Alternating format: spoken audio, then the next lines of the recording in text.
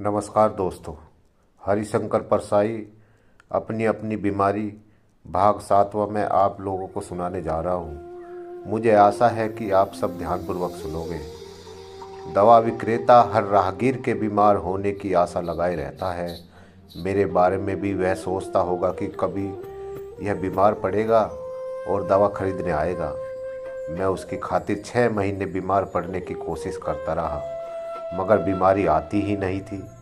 मैं बीमारियों से कहता तुम इतनी हो कोई आ जाओ ना, बीमारियां कहती दवाओं के बड़े दामों से हमें डर लगता है। जो लोग दवाओं के मुनाफखोरी की निंदा करते हैं वे समझे कि महंगी दवाओं से बीमारियां डरने लगी हैं। वे आती ही नहीं, मगर दवाएं सस्ती हो जाए तो हर किसी की हिम्मत बीमार पड़ने की हो जाएगी। जो दवा में मुनाफाखोरी करते हैं वे देशवासियों को स्वस्थ रहना सिखा रहे हैं, मगर यह कृतज्ञ समाज उनकी निंदा करता है।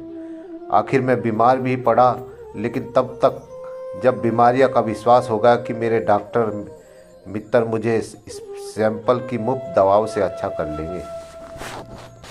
बीमार पड़े तो एक ज्ञानी समझाने लगे, बीमार पड़े इसका मतलब है स्वास्थ्य अच्छा है। स्वस्थ आदमी ही बीमार पड़ता है। बीमार क्या बीमारी होगी? जो कभी बीमार नहीं पड़ते वे अस्वस्थ हैं। यह बात बड़ी राहत देने वाली है। बीमारियों के दिनों में मुझे बराबर लगता रहा कि वास्तव में मैं अभी हुआ हूँ। अभी तक बीमार नहीं पड़ा था तो बीमार था। बीमारी को स्वास्थ्य मान लेने वाला मैं अकेला ही नहीं हूँ। पूरे समाज बीमारी को स्वास्थ्य मान लेते हैं। जाति भेदभाव एक बीमारी ही है, मगर हमारे यहाँ कितने लोग हैं जो इस समाज के स्वास्थ्य की निशानी समझते हैं। गोरों का रंग धम एक बीमारी है, मगर अफ्रीका के गोरे इसे स्वास्थ्य का लक्षण मानते हैं और बीमारी को गर्व से ढो रहे हैं। ऐसे में बीमारी से प्यार हो जाता है। बीमारी गौरव के साथ भोगी जाती है। मुझे भी बचपन में परिवार ने बड़नापन की बीमारी लगा दी थी, पर मैंने जल्दी ही इसका इलाज कर लिया। मैंने देखा लोग बीमारी बड़ी हंसी खुशी से झेलते हैं। उन्हें बीमारी प्रतिष्ठा देती है। सबसे ज़्यादा प्रतिष्ठा डायबिटीज से मिलती है। इसका रोगी जब बिना शक्कर की चाय मांगता है और फिर शीशी में से एक गोली निकालकर उसमें डाल लेता है, तब समझता है जैसे वह शक्कर के कारखाने का मालिक है। एक दिन मैं एक बंधु के साथ अस्पताल गया। वे अपनी जांच इस उत्साह और उल्लास के साथ कराते हैं जैसे लड़के के लिए लड़की देख रहे हों। बोले चलिए जरा ब्लड शुगर दिखा ले।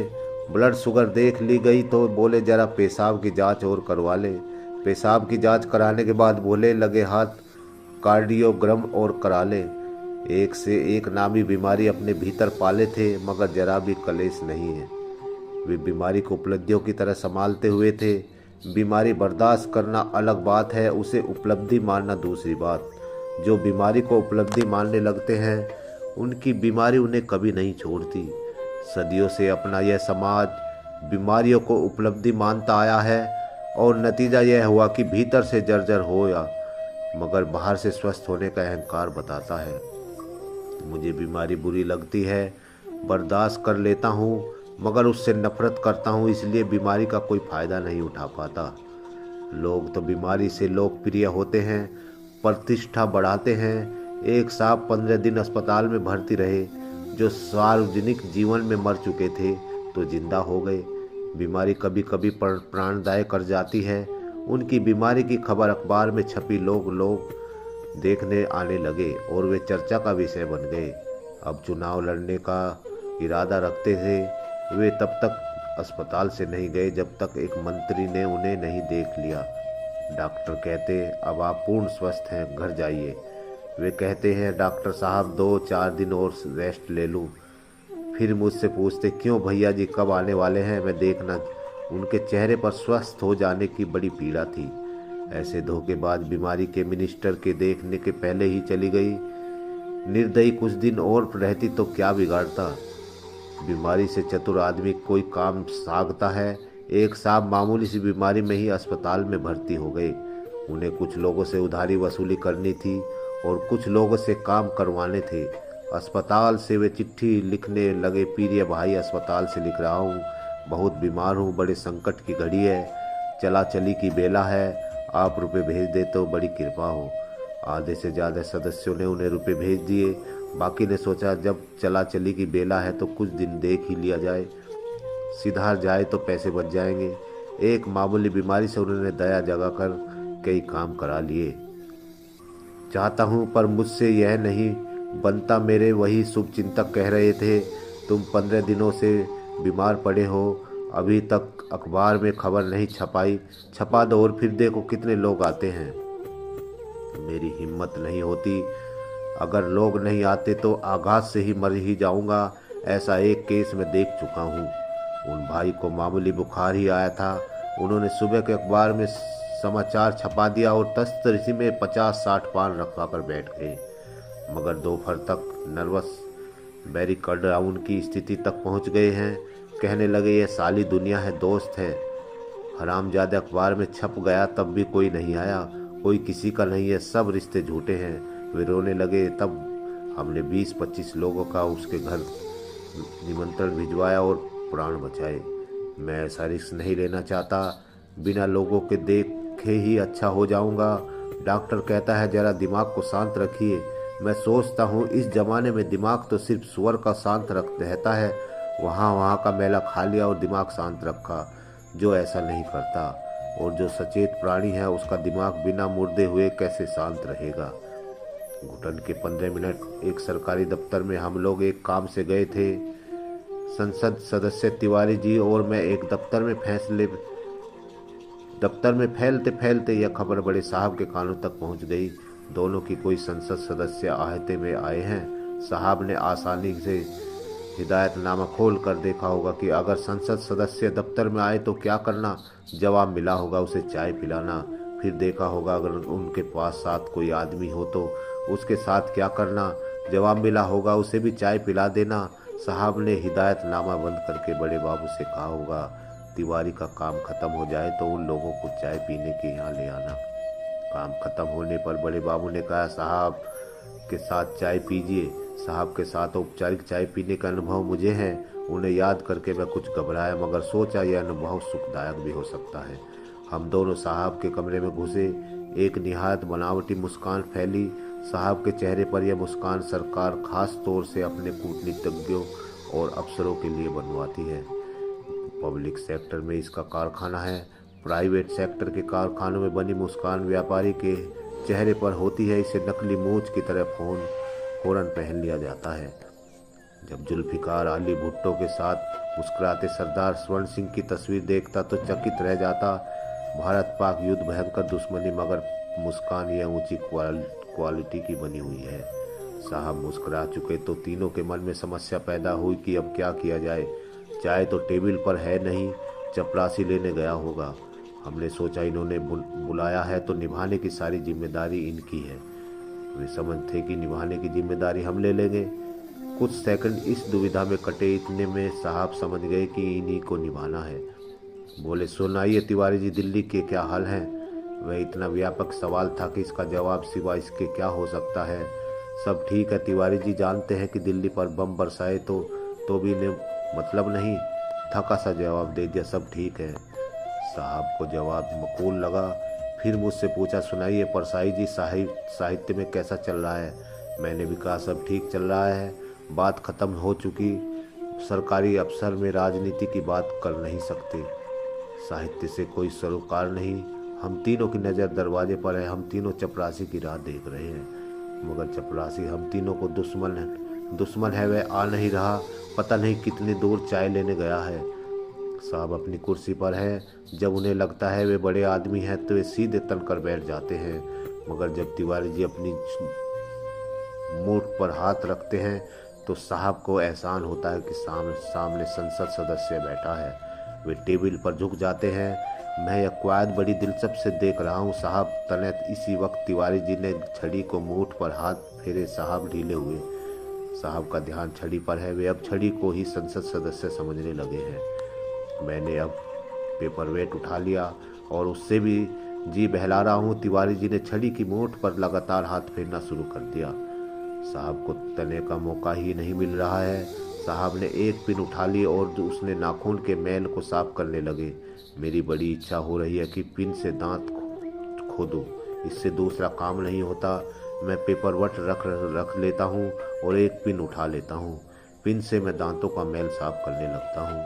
हम तीनों दरवाजे की तरफ देखते हैं, फिर एक दूसरे की तरफ बड़े दीन नैनों से देखते हैं। हम तीनों को चपरासी मार रहा है और हम कुछ कर नहीं सकते।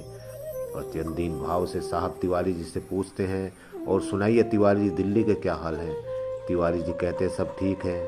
मुझसे पूछते हैं, सुनाइए परसाई जी, साहित्य में कैसा चल रहा है? मैं कहता हूँ ठीक ही चल रहा है। कहीं कुछ नहीं जुड़ रहा है? वे और हम दो पहाड़ियों पर इतनी दूर है कि कोई पुल हमें जोड़ नहीं सकता। हम तीनों कगार पर खड़े हैं। नीचे गहरी खाई है, मगर एक दूसरे की आवाज़ भी नहीं सुनाई देती। साहब को घंटी की याद आती है। घंटी हर साहब की नसों के तनाव को दूर करने के लिए होती है। उन्होंने घंटी बजाई और एक चपरासी हाजिर हो गया। साहब ने कहा, चाय अभी तक नहीं आई? चपरासी ने कहा, साहब मैं लेने इधर के होटल में दूध खलास हो गया था। होटल वाले ने दूध खलास के लिए बैठा है, पता नहीं चपरासी कितनी दूर गया है, अब क्या करें? साहब ने अब पेंसिल उठा ली और उसे गाल पर रगड़ते हैं। मेरे दांत अब साफ हो चुके हैं, फिर पिन उठा नहीं सकता। मैं टेबल पर तबला बजाने लगता हूँ। साहब बहुत संकट में हैं। वे यह जानते हैं कि पास के होटल का दूध खत्म हो गया है तो चाय पीने को बुलाते ही नहीं। हम भी घोर संकट में हैं। इन्होंने पहले चाय बुलाकर फिर हमें क्यों नहीं बुलाया?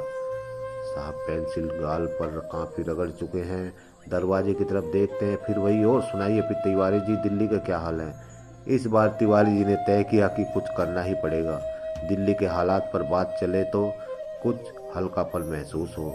वे बोले, कांग्रेस के 2 हिस्से हो गए, सिंडिकेट निकल गई बाहर। मेरा ख्याल था अब बात चलेगी, पर साहब बोले, अच्छा जी, मैं खुद तिवारी जी से 2 घंटे दिल्ली की राजनीति पर बात कर चुका था। मेरे पास बढ़ाने को कुछ भी नहीं। तिवारी जी एक कोशिश फिर करते हैं, इंदिरा सरकार बिल्कुल पुख्ता है। साहब ने कहा, अच्छा जी। तिवारी जी निराश होकर छड़ी की मूठ पर हाथ फेरने लगे। मैंने टेनिस टेबल पर तबला बजाना शुरू कर दिया। कोई उपाय कारगर नहीं हो रहा। साहब ने फिर कहा, और सुनाइए तिवारी जी, दिल्ली के क्या हाल है? इस बार तिवारी जी कुछ नहीं बोलते हुए लगातार छड़ी की मूठ पर हाथ फेर रहे हैं। हम तीनों की हालत खराब है। मेरा तबला बजाने का जी भी नहीं हो रहा। इसी वक्त चपरासी देर से लेकर आ गया।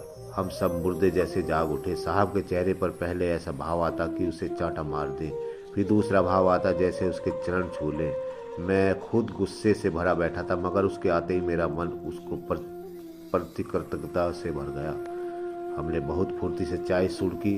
उठे, बोले, अच्छा अब इजाज़त दीजिए। उन्होंने फासलू इजाज़त दी। बोले, अच्छा जी, थैंक यू वेरी मच। हमें उन्हें धन्यवाद देने का भी होश हवास नहीं था। बाहर आकर हम दोनों ने पहले खूब जोर से 4-6 सांसें ली, फिर गाड़ी में बैठे रास्ते भर हम एक दूसरे से नहीं बोले। उतरते वक्त अलबत्ता मैंने कहा, और सुनाइए तिवारी जी, दिल्ली के क्या हाल है? तिवारी जी भन्नाकर बोले, यार अब भूलने भी नहीं दोगे? आचार्य जी एक्सटेंशन और बगीचा क्लीन सेव के बाद भी आचार्य जी को एक्सटेंशन नहीं मिला। आचार्य जी के पिता झरिंदर मूछें रखते हैं। वे अंग्रेज सरकार के नौकर थे। उनकी मूछों की सिफत यह थी कि आदमी और मौका देखकर बर्ताव करते थे। वे किसी के सामने आई डोंट केयर के ठाठ की हो जाती थी, फिर किसी और के सामने मूछों पर इस तरह हाथ फेरते थे कि वे IAS सॉरी सर हो जाती थी। मूछों के इस दोहरे स्वभाव के कारण वे सफल और सुखी आदमी रहे। आचार्य जी जब जवान थे और आचार्य नहीं लेक्चर थे, तब उन्होंने पिताजी की तरह मूछें रख ली थी। वे इन मूछों से रीढ़ की तलाश करते थे, जैसे कोई कीड़े मूछ के 2 लंबे बालों से राह खोजते हैं, पर मूछों के ही कारण रीढ़ दूर हटती जाती थी। तब आचार्य जी ने पिता और पुरुष दोनों के से क्षमा मांगकर मूछें आदि करवा ली। उनका डंक चल गया और मातर बरस रह गई। वे रीडर हो गए। आगे आधी मूछें भी प्रोफेसर बनने में बहाना डालने लगी तो उन्होंने उन्हें कटवाकर नाक के दोनों तरफ मक्खी बिठा ली और प्रोफेसर हो गए। आगे रिटायर होने का वक्त आया और वे एक्सटेंशन की कोशिश में लग गए। तब उन्होंने मक्खी भी साफ करा ली और क्लीन सेफ हो गए। उन्हें एक्सटेंशन भी मिल गया। आचार्य जी मेरे बड़े भाई के मित्र थे। बड़े भाई की मृत्यु हो चुकी थी। आचार्य जी इस नाते में मुझे शुरू से ही इसने देने लगे। वे मुझे भुजाओं में जकड़ लेते और मुझे लगता मेरे गाल पर साहित्य झाड़ लगा रहा है। आगे मुझे लगता है मेरे गाल पर आलोचना बरस कर रही है। फिर मुझे लगने लगा मेरी रचनाओं पर समीक्षा की मक्खियाँ भिनभिना रही है। क्लीन शेव के बाद भी वे इसी तरह मुझे गले लगाकर गाल पर गाल रख देते। मुझे लगता हजारों कैंचुए मेरे शरीर से लिपटे हैं। मुझे अपने आप से घिन होने लगती। गोल चेहरा, चेहरे पर बच्चे जैसी पवित्रता, आंखों में अपार स्नेह, नाक की मुद्रा में निछलता, पूरे मुख पर यह भाव है कि मैं इतना स्नेही, भला और परोपकारी हूँ, पर सारी दुनिया मुझ पर अन्याय कर रही है। वे जब भी मुझे मिलते हैं मुझे यही होता है कि भले आदमी दुनिया में कितने दुखी रहते हैं। कई सालों तक मैं उन्हें सामने से देखता रहा और उनका यही पावन रूप मुझे दिखता है। एक दिन मैंने कोण से उनकी नाक को आज देख लिया और मेरे भीतर एक झटका सा लगा। नाक सामने से कुछ और बताती थी और साइड से कुछ और। मुझे आज तक उनकी नाक का वे बाजू से देखना याद है। तब उनकी नाक बहुत जटिल और करूर लगी थी। आदमी को समझाने के लिए सामने से नहीं कोण से देखना चाहिए। आदमी कोण से ही समझ में आता है उनका वह स्नेहिल मुखड़ा। मुझे भयानक लगने लगा। मैंने उसकी आंखों को फिर देखा। उन्हें स्नेह से पीछे न जाने को क्या छिपा था। धन्यवाद दोस्तों। कहानी कैसी लगी कमेंट करके बताना। धन्यवाद।